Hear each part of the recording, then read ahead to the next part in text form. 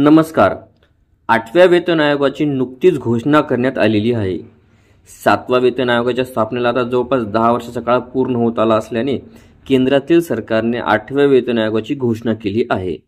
17 जानेवारी 2025 रोजी 8व्या वेतन आयोगाला मंजुरी देण्यात आली असून येत्या काही दिवसांनी याच्या समितीची सुद्धा स्थापना होणार आहे. याच्या औपचारिक स्थापनेचे काम वेगाने सुरू असल्याची माहिती समोर आली आहे.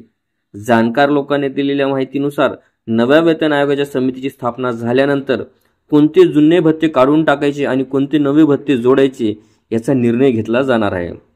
सध्याच्या 7व्या वेतन आयोगात 101 भत्ते काढण्यात आले, म्हणून आता नवा 8व्या वेतन आयोगात नेमकं काय होतं, यावेळी काही भत्ते कमी केले जाणार आहेत का, असा काही प्रश्न सरकारी कर्मचाऱ्यांना पडले आहेत. खरे तर वेतन आयोगाअंतर्गत कर्मचाऱ्यांच्या वेतनातच वाढ होणार नाही, तर विविध भत्त्यांचाही आढावा घेतला जाणार आहे. कोणते जुने भत्ते काढून टाकायचे आणि कोणते नवे भत्ते जोडायचे याचा निर्णय हा आयोग घेणार आहे. दरम्यान आता आपण नव्या 8व्या वेतन आयोगात काय होऊ शकतं आणि सध्याच्या 7व्या वेतन आयोगात कोणते भत्ते हे काढून टाकण्यात आले होते याबाबतचा संपूर्ण आढावा थोडक्यात घेणार आहोत.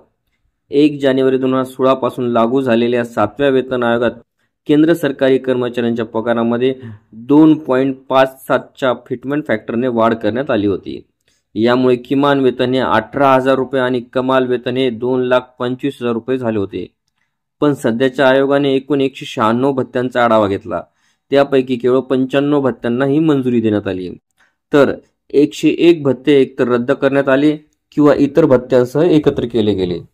7व्या वेतन आयोगात अपघात भत्ता समाविष्ट नव्हता. ॲक्टिंग भत्ता रद्द करण्यात आला आणि ॲडिशनल पोस्ट अलाउन्स अंतर्गत समाविष्ट करण्यात आला. यात एअर डिस्पॅच पे, को पायलट अलाउन्स, कुटुंब नियोजन भत्ता, ओव्हरटाईम भत्ता, सायकल भत्ता हा रद्द करण्यात आला. क्लॉथिंग अलाउन्स हा ड्रेस भत्त्यामध्ये जोडण्यात आला. विशेष वैज्ञानिक वेतन हा भत्ता सुद्धा रद्द करण्यात आला. वर्ण अलाउन्स हा कठीण स्थान भत्ता 3 मध्ये जोडला गेला. असे अनेक भत्ते एकतर रद्द करण्यात आले किंवा इतर भत्त्यामध्ये त्यांचा समावेश करण्यात आला. 8व्या वेतन आयोगाची अजून स्थापना झालेली नाही, पण लवकरच याची स्थापना होणार आहे. एप्रिल 2025 पर्यंत वेतन आयोगाच्या स्थापनेला मूर्तरूप मिळेल आणि आयोगाची स्थापना अंतिम होण्याची शक्यता आहे. यानंतर सरकार मग वेतन आयोगाचे सदस्य आणि अध्यक्षांची निवड करणार. नवीन वेतन आयोगाला विविध भागधारकांशी सल्लामसलत केल्यानंतर अहवाल तयार करण्यासाठी सुमारे 1 वर्ष लागणार आहे.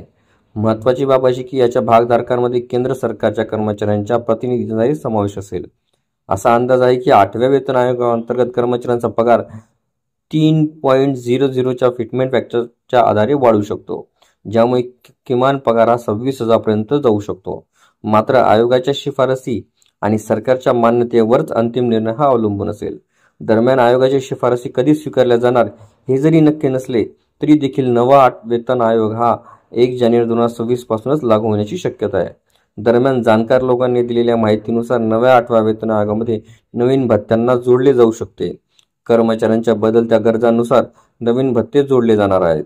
तसेच काही जुने भत्ते हे रद्द सुद्धा केले जातील. महागाई भत्त्यात वाढ होऊ शकते. पेन्शनधारकांना दिलासा मिळावा या अनुषंगाने पेन्शनधारकांसाठीही नवीन नियम येऊ शकतात, ज्यामुळे त्यांची पेन्शन वाढू शकते.